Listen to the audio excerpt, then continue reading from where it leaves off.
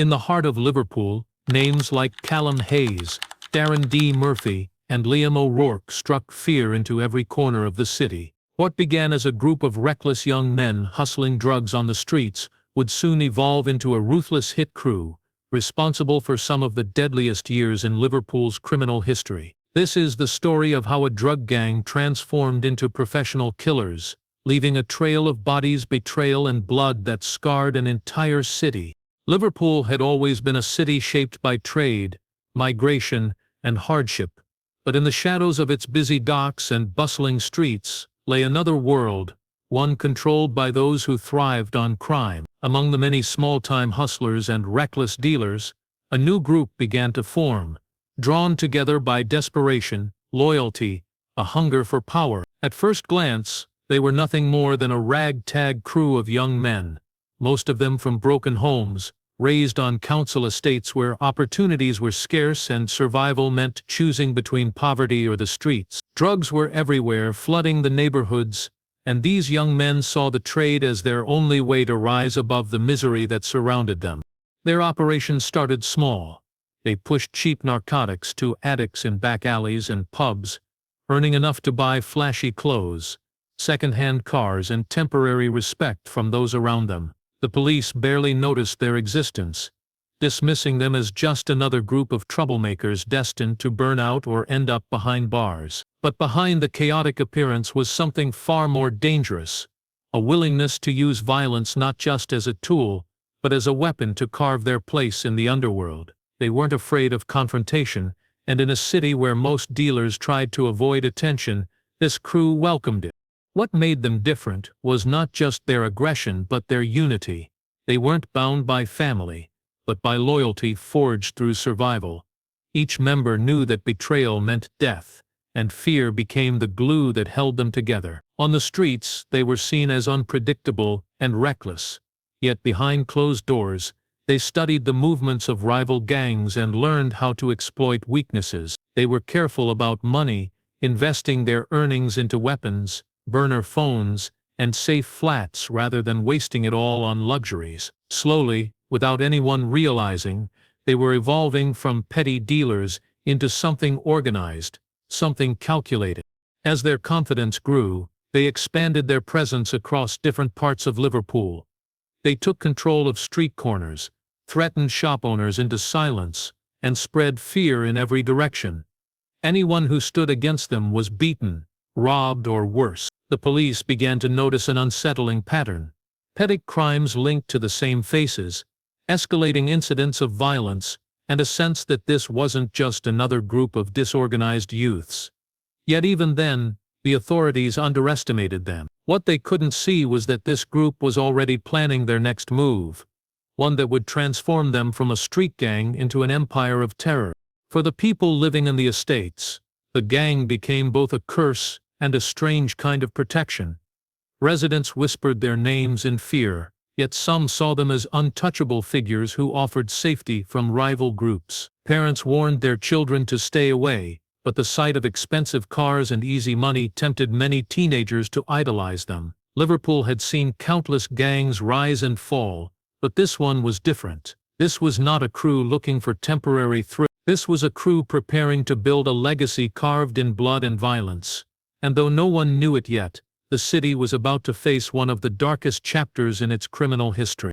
The turning point for the gang came when they realized that simply selling drugs on the streets would never be enough.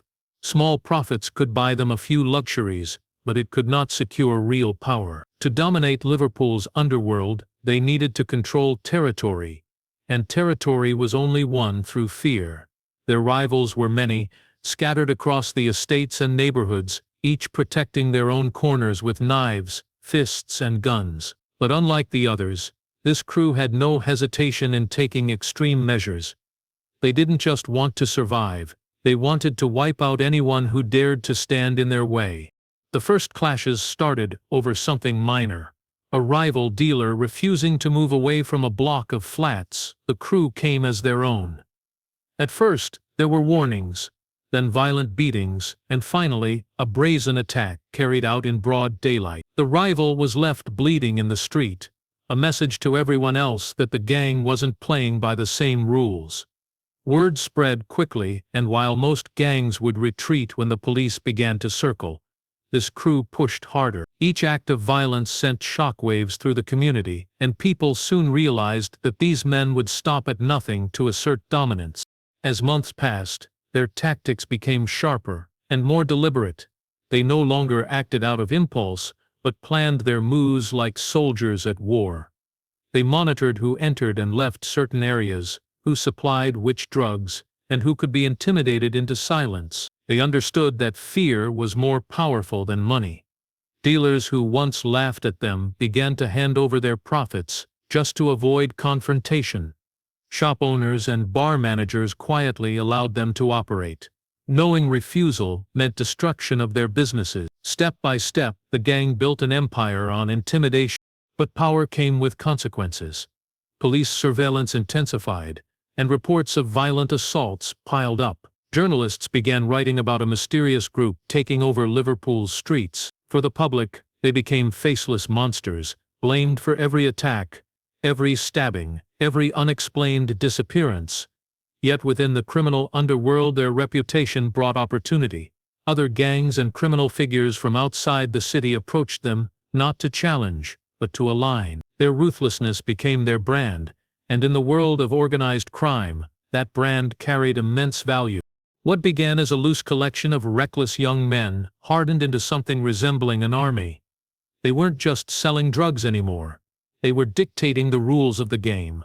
Violence became their language, control became their mission, and money flowed in faster than ever before. Each member of the crew understood that fear was their greatest weapon, and the more bodies they left in their wake, the tighter their grip on Liverpool became. The city had seen gangs rise and fall, but what was growing here was unlike anything before. This was no longer a drug gang fighting for scraps.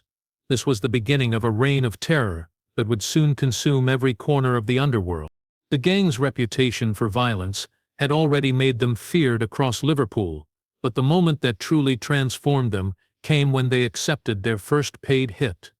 Until then, their killings and beatings had been about territory, dominance, or revenge. But this was different. This was business. The request came quietly, through an associate connected to another criminal group. A rival who had refused to pay debts and threatened to expose his suppliers needed to be removed. The price offered was more than the gang had ever made in a single deal. For them, it wasn't just about the money. It was about stepping into a new world where killing was not just a reaction, but a service to be sold. The target was well known. A man who had survived years in the drug trade and thought himself untouchable. He had faced enemies before and believed he could talk or fight his way out of any situation, but he had never faced men like this crew. They planned his death carefully, watching his routines, following him late at night, studying when he was most vulnerable. Unlike their earlier acts of reckless violence, this was cold, calculated, and silent. On a dark evening, as the man left the bar and walked to his car, it was fast, brutal, and precise. He didn't stand a chance. By the time police arrived, there was nothing left but a body on the pavement and terrified witnesses too scared to speak. News of the killing spread quickly, and for the underworld it was a shock. This wasn't a sloppy street brawl or a chaotic attack. This was professional. The way the gang handled it sent a clear signal that they had evolved beyond ordinary criminals. Other groups noticed, and soon whispers circulated about their willingness to kill for money. Fear became their strongest currency. Those who owed debts or caused trouble suddenly disappeared. Those who wanted enemies removed began to approach them with offers. In a matter of weeks, the crew had gone from drug dealers with a reputation for violence to something much darker. Liverpool's newest hitmen. With this transformation came a shift in how they saw themselves. Killing was no longer a last resort, it was an opportunity. They began to treat murder as a business venture, each job a contract that brought not only money but also influence. They demanded payment up front, created codes for communication, and even began to keep separate weapons, solely for hits. They were learning to erase traces, to make it harder for police to tie them to crimes. The authorities, already struggling to contain the wave of violence across the city, suddenly faced a threat unlike any before, a crew that thrived not only on drugs but on assassination. The First Blood contract changed everything. It proved to the gang that killing could be as profitable as dealing, and it taught them that fear could open doors money alone never could. What had started as a single hit soon grew into a chain of contracts, each more dangerous and more lucrative than the last. In their minds, they were no longer just a gang, they were soldiers for hire, executioners in a city that was quickly learning the cost of crossing them. The murder-for-hire business gave the gang a new kind of power, and with it came the resources to expand beyond anything they had imagined when they first started selling drugs on street corners. Money poured in from two streams, drug trafficking and contract killings, and the crew quickly learned how to use it wisely. Unlike other gangs who wasted fortunes on flashy lifestyles, they reinvested their profits into creating a structure that would keep them untouchable. They bought safe houses scattered across the city, each one stocked with weapons, burner phones and cash reserves. These locations became the backbone of their operations, hidden in plain sight within ordinary neighborhoods where residents were too terrified to report any suspicious activity. Their drug trade also grew stronger. They established links with suppliers outside Liverpool, ensuring a steady flow of cocaine, heroin, and cannabis. With their reputation for violence, no one dared interfere with their shipments. Dealers working under them had no choice but to follow orders, handing over large cuts of profit in exchange for the protection the gang provided. Those who hesitated were quickly silenced, their disappearance serving as a lesson to others. At the same time, their murder contracts gave them influence across the entire criminal landscape. Rivals and associates alike began to see them not just as a gang, but as an unstoppable force capable of enforcing order through fear. To strengthen their grip, they cultivated a network of insiders who kept them one step ahead of the law. Low-level employees in warehouses, transport firms, and even local council offices were bribed to feed them information. Most importantly, they managed to corrupt certain figures who leaked police activity. Raids, surveillance operations, and arrests could often be predicted before they happened. This allowed the gang to move weapons, stash drugs, or vanish into safe houses whenever authorities drew near. To outsiders, it seemed as if they were untouchable, always a step ahead, always shielded from the kind of mistakes that had destroyed countless gangs before them. Their growing wealth also changed their appearance in the city. They no longer looked like reckless young men from rundown estates. They dressed in expensive designer clothing, drove luxury cars, and frequented high-end clubs where they rubbed shoulders with businessmen and celebrities. Yet beneath this facade of glamour was a structure built entirely on fear. Every public display of wealth was backed by hidden layers of violence waiting to be unleashed if anyone dared to challenge them. The gang understood that power wasn't just about what they had, but how people perceived them. They wanted to be seen as untouchable kings of Liverpool's underworld. With expansion came a shift in their identity. They were no longer just drug dealers or killers for hire. They had become something hybrid, a syndicate that controlled both the supply of drugs and the flow of violence. Rivals realized that fighting them meant certain death, and even international cartels saw them as useful partners. Liverpool had always been a city known for crime, but with this gang's rise it now faced an enemy that operated like a military force. For the first time, the line between organized crime and urban warfare had been crossed, and the city would never be the same again. The years that followed became the bloodiest in Liverpool's modern criminal history. What had started as a gang of young men fighting for scraps had now evolved into an execution machine. Killings became almost routine, carried out with a level of precision that shocked both rivals and investigators. The gang no longer needed to make threats, because their actions spoke louder than any words ever could. Bodies began to appear in alleyways, abandoned houses, and canals, each one linked to the crew's expanding empire. Their dominance was not just about selling drugs or collecting money, it was about erasing anyone who stood in their way. At first, the violence drew attention from police and the media, but the more they killed, the more fear silenced the city. Witnesses who might have spoken out refused to cooperate, terrified of what would happen if they crossed the gang. Families' victims were left shattered, often too frightened to ask questions or demand justice. Each assassination was carried out with cold efficiency. Sometimes it was a public shooting, meant to send a message. Other times it was quiet and calculated, with the victim vanishing without a trace, leaving behind nothing but rumors of what might have happened. The murders weren't limited to rivals. Even those within the organization weren't safe. Any suspicion of betrayal or weakness led to swift punishment. The crew ruled with paranoia, ensuring loyalty through terror. Members lived with the knowledge that a single mistake could cost them their lives. But this constant fear only made the gang stronger. Every individual understood that survival meant obedience, and disobedience meant death. During these years, Liverpool became a city overshadowed by dread.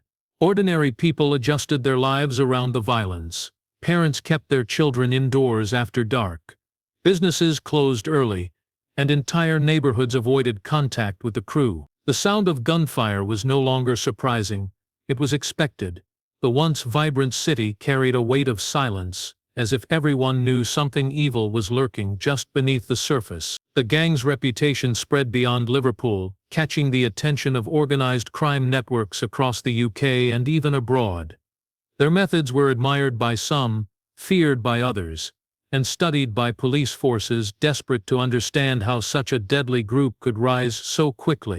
The authorities struggled to contain the chaos. Each investigation hit the same wall. No evidence, no witnesses, no willing to step forward. The encrypted phones the gang used kept communication secret, and their network of safe houses allowed them to move undetected. The police could sense the scale of the bloodshed, but without proof, their hands were tied. It was as though the city had been gripped by a ghost army, leaving destruction in its wake but never revealing its face. For the gang, these years were their peak. They controlled the drug trade, earned fortunes from contract killings, and held Liverpool in the palm of their hands. But with every murder, every disappearance, they carved their names deeper into the city's history. Their empire was built on corpses, and while it seemed unstoppable, cracks were beginning to form beneath the surface. The very violence that had made them powerful was also drawing them closer to the downfall they could not yet see coming. ChatGPT said, "Inside every criminal empire, paranoia eventually seeps in, and for this gang it came during their deadliest years. They had grown too powerful, too feared, and too visible. Police pressure was mounting. Rival groups were still quietly plotting revenge, and the constant stream of killings left the crew restless and suspicious of one another. It was in this climate that betrayal first took root, not from an outsider, but from someone who had once been considered a trusted member of the inner circle. This man had joined the crew in its early days, earning his place through loyalty and brutality. He carried out jobs without hesitation, collected debts, and enforced the rules of fear that held the organization together. But what the others didn't know was that his family had become a target of threats. A rival group, desperate to break the crew's stranglehold on the city, saw an opening and used his wife and children as leverage. Terrified of losing everything, he made the decision that would forever mark the beginning of the gang's downfall.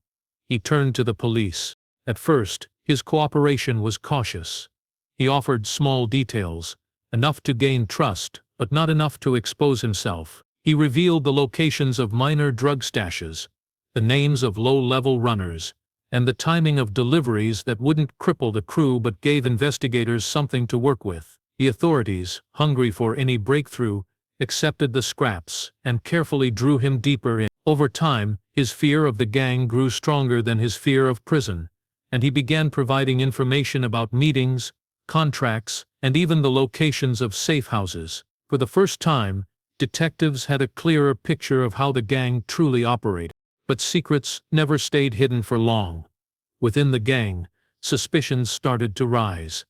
They noticed police raids happening too close to their movements, weapons being discovered that should have been untouchable, and arrests that felt unnervingly precise. Whispers spread through the crew. Someone was talking. Someone inside was feeding information to the enemy. The paranoia turned violent. Meetings were tense, members were questioned, and every man looked over his shoulder wondering if he would be accused next. The truth eventually surfaced. The traitor's behavior, once overlooked, now stood out. His nervousness, his sudden excuses to avoid certain operations, his unexplained absences, it all added up. When the gang finally confirmed their suspicions, there was no trial, no chance for mercy. He vanished, almost instantly. His car was found abandoned on the outskirts of the city, his home emptied, his family relocated under protection. His body, however, was never recovered. In Liverpool's underworld, it became one of the most chilling disappearances of the era. For the authorities, his silence meant the loss of a crucial informant, but for the gang, it deepened the fractures within their empire. The betrayal had shown them that loyalty could break, and once broken, trust could never be repaired. Even as they tightened their grip on the city, the shadow of suspicion never left them. Every member wondered who might be next, who might be talking, and who might be waiting for the right moment to turn. That paranoia was a poison, and it began eating the empire from the inside out. The downfall of the gang began quietly, with a breakthrough that investigators had long prayed for. After years of frustration, police finally gained access to encrypted phone networks used by criminals across the country. What at first seemed like an endless sea of meaningless code soon revealed itself to be a goldmine of intelligence. Every message sent, every instruction given, and every contract discussed had been preserved in digital form. For the first time, detectives could trace the outlines of a shadowy empire that had ruled Liverpool through fear and bloodshed. The revelations were staggering. Messages detailed planned assassinations, shipments of drugs moving through the docks, and even photographs of weapons ready for use. The gang, once thought to be untouchable, had left behind a trail of evidence more damning than any witness could have provided. It became clear that their arrogance had been their greatest weakness. Believing themselves to be invisible behind encrypted devices, they had spoken too freely, documenting their crimes in chilling detail. What the police now held in their hands was enough to dismantle the empire piece by piece. The first raids struck at dawn. Across Liverpool, heavily armed officers stormed safe houses, warehouses, and stash points. Doors were battered down, suspects dragged into the streets, and hidden caches of guns, drugs, and cash uncovered. Ordinary residents, who had lived for years in silence under the gang's shadow, watched in shock as the men they had feared were marched away in handcuffs. Some cheered quietly from behind curtains, others whispered prayers of relief, but all knew that the city was witnessing history. Inside those raided buildings, investigators found more than they could have hoped for. Blood-stained clothing, lists of payments for hired killings, and maps marking rival territories provided undeniable proof of the crew's operations. Financial records traced their profits back to international suppliers, tying them not only to local violence but also to global drug cartels. The arrests were swift, but the trials would be even more devastating. Prosecutors now had enough evidence to expose the darkest secrets of Liverpool's deadliest gang in open court. The men who once walked the city as kings found themselves locked in cages, their wealth and influence stripped away. The trials shocked the public with their revelations. Testimonies described assassinations carried out like military missions, with meticulous planning and ruthless efficiency. Photographs of victims, weapons, and coded conversations painted a picture of an organization that had thrived on murder. Each detail eroded the myth of invincibility the gang had carefully built. One by one, the leaders were handed life sentences, their empire reduced to ashes in the eyes of the law. But even in their defeat, the gang's shadow lingered. Some members vanished before they could be caught, slipping away to other cities or countries where they might rebuild. Others remained loyal to imprisoned bosses, vowing revenge. The arrests ended their reign, but they did not erase the fear they had carved into Liverpool's streets. For years to come, residents would still remember the nights of gunfire, the whispers of betrayal, and the silence of witnesses too afraid to speak. The fall of the gang was monumental, but its legacy was far from over. Even after the convictions, Liverpool could not shake the scars left behind by the gang. Courtrooms had delivered justice on paper, but justice did little to mend the wounds of a city that had lived in terror for years. Families of victims sat through trials hoping for closure, yet many left with more questions than answers. Some bodies had never been recovered, leaving loved ones trapped in endless grief. Others knew who had been responsible for the deaths of their children, brothers or fathers, but the details were too brutal to accept. For them, the convictions were a reminder of everything they had lost rather than a victory to celebrate. The neighborhoods most affected by the gang's rule struggled to rebuild a sense of normality. For years, residents had lived with the constant fear of violence, adjusting their daily lives around the possibility of being caught in crossfire or targeted for speaking out. That kind of fear does not disappear overnight. Even with the leaders locked away, whispers spread through the estates that not all of the crew had been captured. Some members were believed to have fled abroad, while others remained hidden in the city, keeping their heads down but ready to act if opportunities arose. Rumors of revenge lingered, fueling the belief that the gang's shadow still stretched across Liverpool. For the police, the collapse of the crew was both a triumph and a warning. They had dismantled one of the most dangerous organizations in recent British history. But the investigation revealed how close the city had come to being permanently ruled by contract killers masquerading as drug dealers. It showed how easily a local gang could evolve into a professional hit crew, feeding off international cartels and operating with near-military precision. The encrypted phone network had given investigators the upper hand this time, but many feared that new technology would create new blind spots in the future. The battle against organized crime was far from over. In the underworld, the gang's legacy was twofold. On one hand, they were remembered as a cautionary tale. Their arrogance and brutality had drawn too much attention, proving that even the most feared criminals could be brought down. On the other, they were admired by some as ruthless innovators who had pushed beyond drug dealing into the deadly world of murder for hire. For younger criminals rising through the ranks, their story became both an inspiration and a warning, a reminder that power could be seized quickly, but also lost in an instant. For the people of Liverpool, however, the gang's legacy was something far darker. It was the empty seats at dinner tables, the shuttered shops in neighborhoods once alive with activity, and the constant unease that crime could once again take root. Even years later, many residents lowered their voices when speaking of the crew, as if their very names still carried danger. The empire was gone, but the memory remained, etched into the city's identity. Liverpool would recover, but the era of the gang that turned into the deadliest hit crew would never be forgotten. It had become a permanent chapter in the city's history, a chilling reminder of how close fear had come to ruling the street.